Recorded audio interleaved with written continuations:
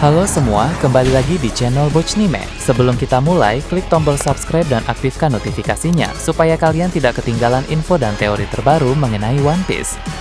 Sekarang lanjut ke pembahasan.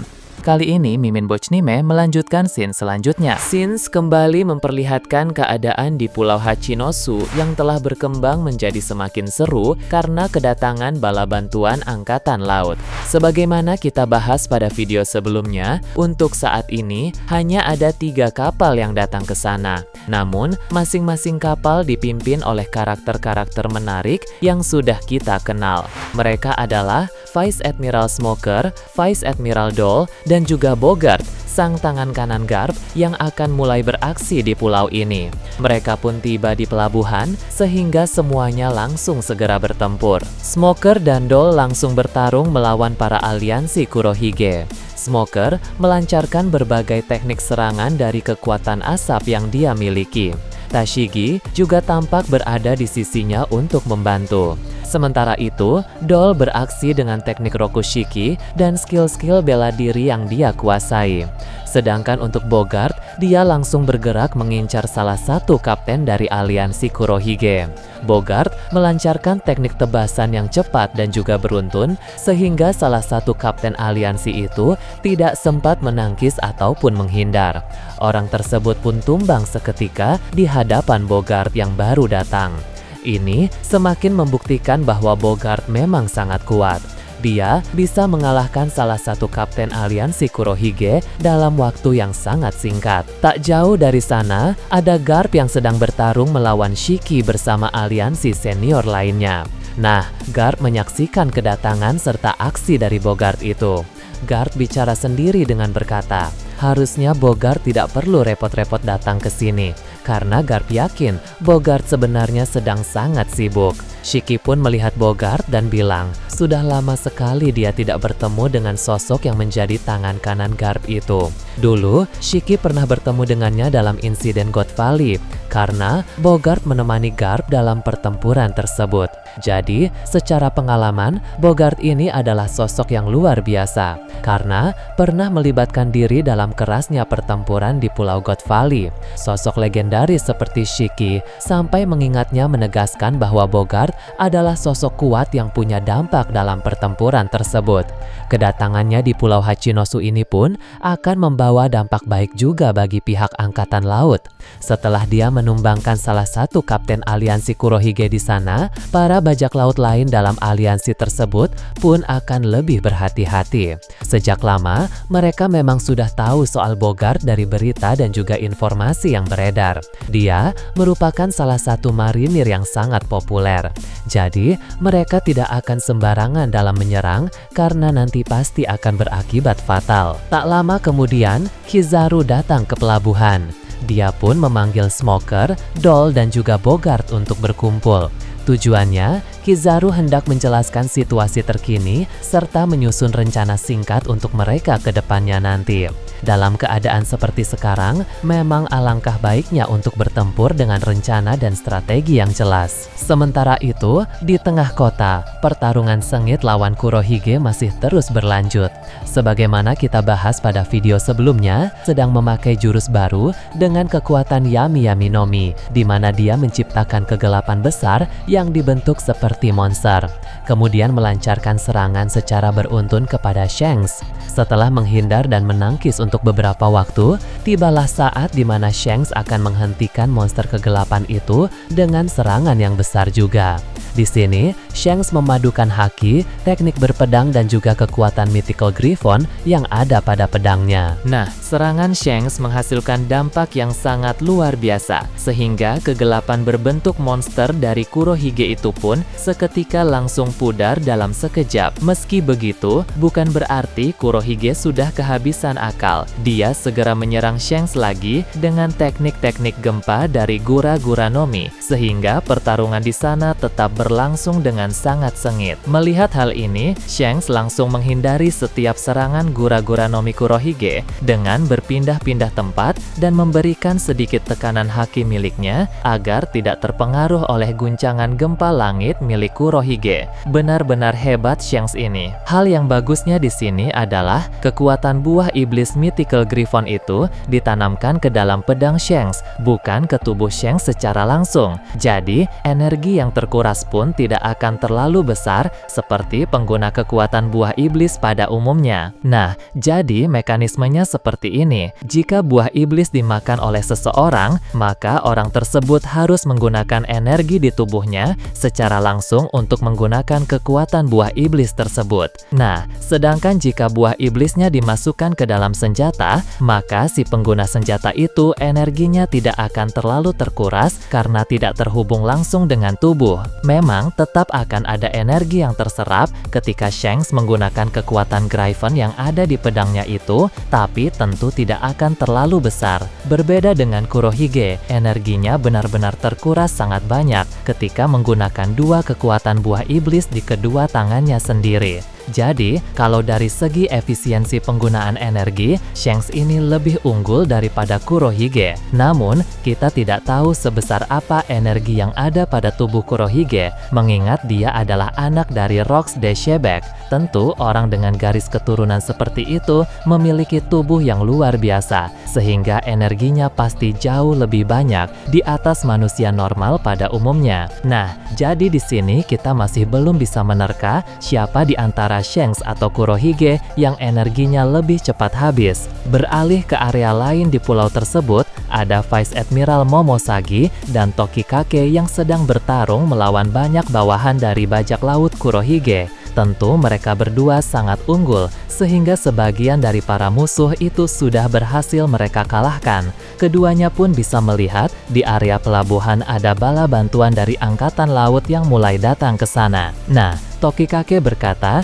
bahwa semakin banyak bala bantuan, maka akan semakin bagus karena keadaan di Pulau Hachinosu memang sudah sangat merepotkan. Momosagi pun menanggapinya dengan bilang, meski begitu, mereka harus tetap fokus sebab musuh-musuh di sana bisa terus-menerus bermunculan. Untuk sekarang, yang sedang dihadapi memang adalah musuh-musuh yang lemah, tapi siapa tahu nanti ada momen di mana mereka harus kembali melawan musuh kuat.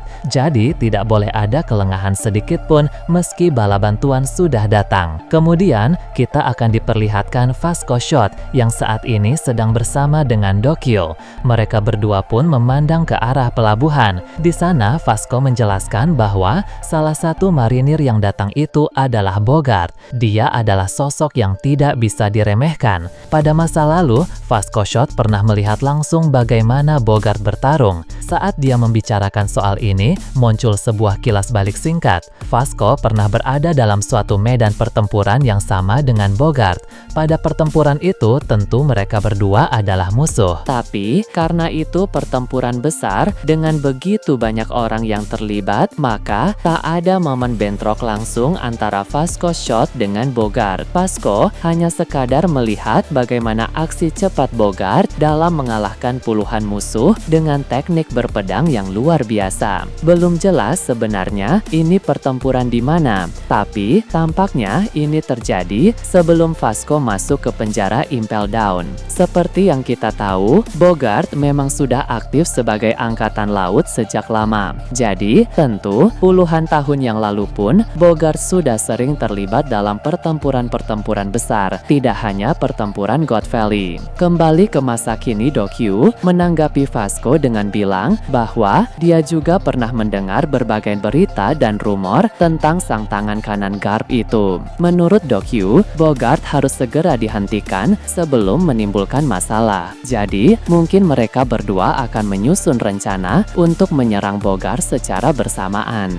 Berpindah ke tempat lain, Pulau Karibari yang juga masih kacau kembali diperlihatkan. Kelanjutan pertarungan Mihawk melawan Fujitora telah menjadi semakin panas. Sebelumnya, Mihawk telah memasuki tahap pertama dari mode iblis yang dia miliki. Mode iblis ini adalah kemampuan yang membuat Mihawk menjadi semakin kuat, mirip seperti mode King of Hell milik Zoro. Namun, mode iblis tahap pertama Mihawk rupanya belum mampu untuk mengalahkan Fujitora karena sang admiral itu pun memiliki kekuatan yang tidak bisa diremehkan. Maka dari itu, Mihawk memutuskan memutuskan untuk memasuki tahap kedua dari mode iblis tersebut. Dalam tahap mode kedua ini, kekuatan, kecepatan, dan pancaran haki dari Mihawk meningkat secara drastis. Dia melancarkan serangan-serangan masif yang menghasilkan dampak yang sangat besar. Tapi, Fujitora tetap bertahan dengan sekuat tenaga. Meski begitu, sang admiral itu sudah mengalami beberapa luka, sedangkan Mihawk belum terluka sama sekali karena serangan-serangan yang Fujitora lancarkan tadi berhasil ditangkis dan dihindari semuanya oleh Mihawk. Fujitora pun bicara sendiri dengan berkata bahwa dia akan mencoba sesuatu dalam situasi ini. Tampaknya, sesuatu yang dimaksud di sini adalah teknik atau kemampuan tertentu. Jadi, Fujitora masih menyimpan jurus hebat yang akan dia gunakan sebentar lagi,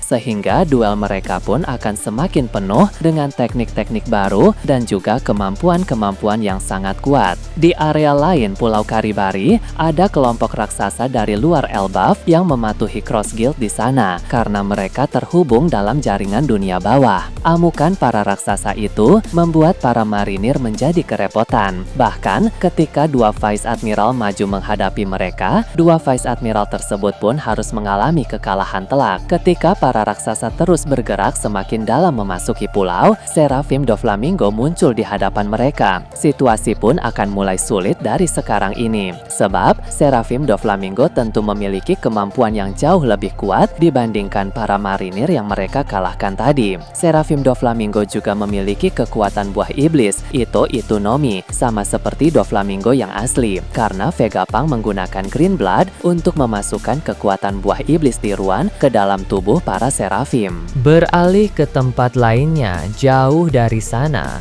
4 kapten divisi armada besar bajak laut kembali diperlihatkan. Sebagaimana kita bahas pada video sebelumnya, mereka bertempur melawan pasukan angkatan laut dan kelompok bounty hunter pada saat yang bersamaan.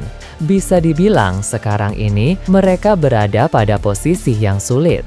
Apalagi sang pemimpin dari bounty hunter itu terbilang sangat kuat. Cavendish pun melompat ke kapal tempat di mana dia berada untuk menghadapi pemimpin bounty hunter tersebut dalam duel 1 lawan 1. Di sana, bos dari bounty hunter itu akan bilang bahwa dia senang bertemu dengan Cavendish karena Cavendish memiliki bounty yang cukup tinggi. Dia juga berkata bahwa Yonko Luffy pasti akan marah jika tahu bahwa kapten divisi pertamanya dikalahkan di tempat ini. Cavendish pun kesal mendengar hal itu karena seolah-olah dirinya sudah pasti akan kalah. Cavendish pun menanggapinya dengan bilang, sebaiknya jangan terlalu percaya diri karena Cavendish berbeda dari para musuh yang pernah dihadapi selama ini. Keduanya pun mulai saling serang di atas kapal itu. Berpindah ke tempat lain lagi, para agen Cipinol yang sedang memburu Vivi juga ditampilkan. Mereka saat ini dihadang oleh 2 kapal yang berisi pasukan bayaran yang disewa oleh Morgans. Meski begitu, para agen Cipinol itu tampak lebih unggul, di mana mereka sudah mengalahkan sebagian dari pasukan bayaran tersebut. Bahkan salah satu di antara mereka tetap di kapal dan tidak ikut bertarung. Tiba-tiba, Denden Mushi yang berada di dekat agen Cipinol tersebut mulai berdering. Dia pun langsung mengangkatnya dan ternyata orang yang menghubunginya itu adalah salah satu kesatria suci. Menarik sekali untuk menantikan apa tujuan kesatria suci itu menghubungi CP0 yang sedang mencari Vivi. Apakah kesatria suci itu hanya ingin menanyakan situasi yang sedang terjadi saja?